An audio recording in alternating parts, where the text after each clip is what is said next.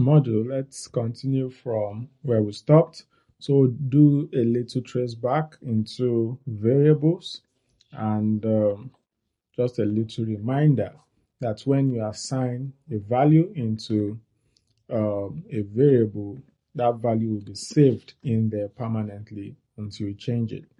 Now, if let's say we have 3 variables defined here, we have monthly salary, rent, and food, you can now manipulate those variables without calling the actual values. And when you do that and print it using this function, you would have your answer. So savings is a string. This is a variable that you've defined. So now savings string comes out, and also the content of your savings variable. Now moving on to data types. How do you confirm that your data type is what you want it to be? So you can use the is.functions. So there's is.logical, is.integer, is.double, is.character. So you are asking that, is this logical?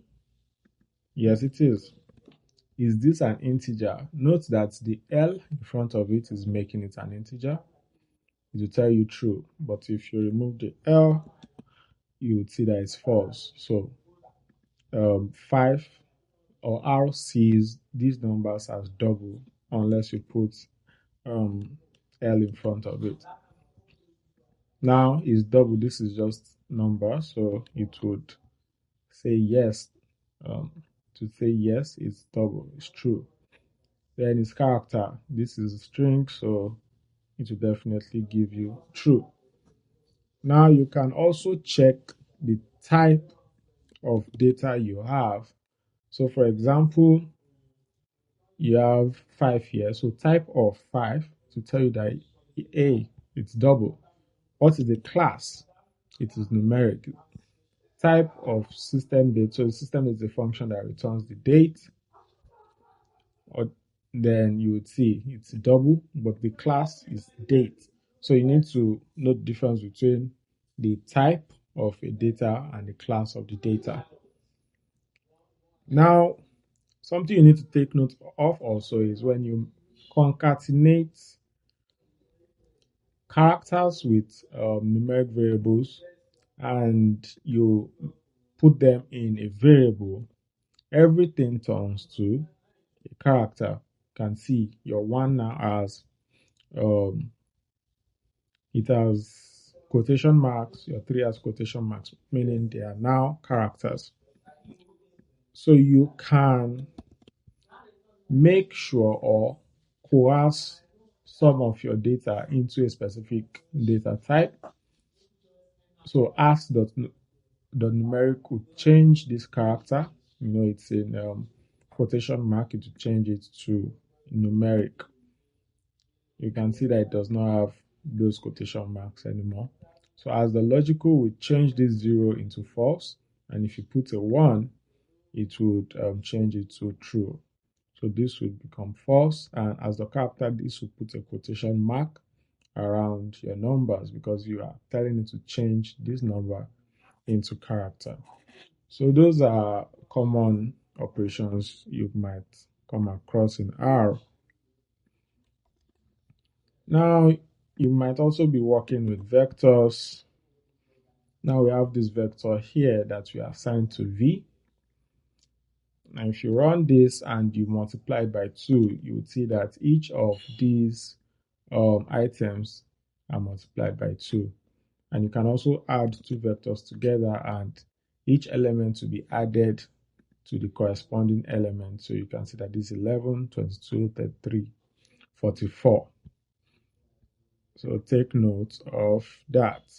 And if you're adding 2 vectors and one of them is not complete, it would recycle.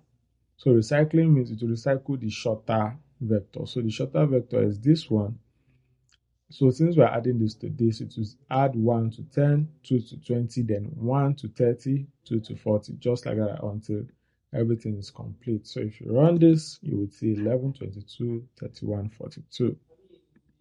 Now, functions. Just as we're able to write functions in Python, we are also able to write functions in R.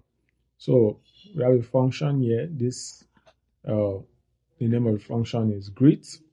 So in R, if you want to write a function, you put greet, then this symbol, and write function. Then in parentheses, you put the parameters you want your user to impute whenever calling the function. Then to start writing the content of the function, you start with a curly bracket. Now, paste O is used whenever we want to print string and maybe numeric or a variable embedded in our print statement. So that's when we use paste O. So if you run this function, it saves in your environment as an added function. So since we put a default value of friend in our name, if we run the empty function, it will tell you hello friend because you have a default here. But if you specify a value, it will tell you hello hope. So you need to also take note of that. So there's also something called side effect. Sometimes you might want to return other things in a function without actually returning them. So that you can use invisible for that to return items you don't really want return. So if you have this function, it says hello name. Note that we didn't add a default value here.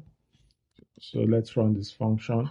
So immediately we run this, we'll get an output hello adder, but we also have something else in our function. So if you run out, you would see adder because we made that invisible. It's not coming out automatically from the function. So these are operations you might want to make use of when you're working with R.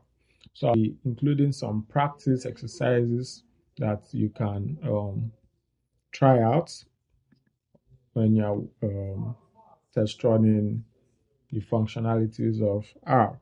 So I'll be seeing you in the next module. Bye.